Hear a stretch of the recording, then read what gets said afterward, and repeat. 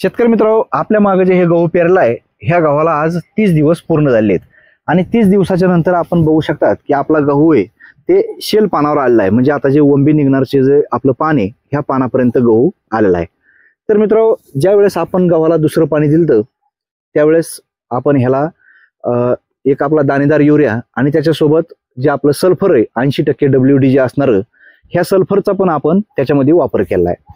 मित्रांनो, हे आपलं जे गहू पीक आहे ह्याला नत्राची गरज जास्त असते आणि मग ही नत्राची आपली जी गरज आहे हे भरून काढण्यासाठी आपण लगेच 3 नंबरचं ज्यावेळेस आपण पाणी दिलं त्यावेळेस तिसऱ्या पाण्याला आपण नॅनो युरियाचा वापर केला आहे. हे आपली नॅनो युरिया वापर केलेली बाटली आहे, तर ह्या असं नॅनो युरियाचा वापर केला आहे आणि त्याच्यासोबतच नॅनो युरिया आणि नॅनो DAP हे पण वापरलं. त्याच्यासोबत एक आपलं एक कीटकनाशक क्लोरो म्हणून वापरलं आणि एक मायक्रोन्यूट्रॉन पण आपण ह्याच्यामध्ये घेतलेलं आहे. तर मित्रांनो, हे आपण नत्राची कमतरता भरून काढण्यासाठी नॅनो युरियाचा आपण ह्याच्यामध्ये वापर केला आणि आपण बघू शकतात की गहू आता एकदम हिरवेगारपणा भरपूर गावामध्ये, फुटवे चांगले झालेले आहेत, गव्हाची वाढ चांगली झालेली आहे.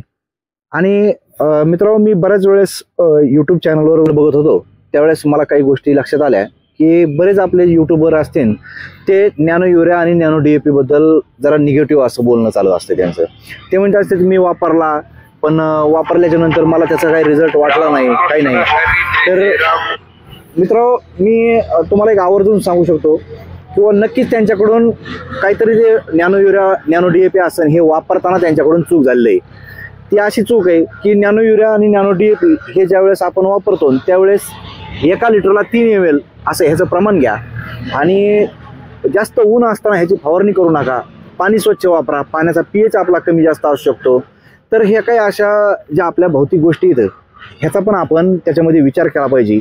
त्यावेळेसच आपण आता एवढा मोठा प्रोडक्ट आहे नॅनो युरिया नॅनो DAP सारखा, सरकारचं ह्याला मान्यता मिळालेली आहे आणि शेतकऱ्यांमध्ये पण जवळपास सगळ्या राज्यामध्ये ह्याचे डेमो घेतले आणि त्याच्यानंतर हे प्रोडक्ट लॉन्च करण्यात आलेला आहे.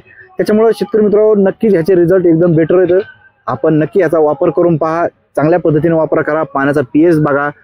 पुन्हा आणखीन वातावरण ज्यावेळेस ऊन असतंय त्यावेळेस ह्याची फवारणी करू नका, कमी उन्हामध्ये फवारणी करा आणि चांगल्या प्रकारे फवारणी करा. त्यावेळेस तुम्हाला ह्याचे रिझल्ट हे नक्की भेटून जातील.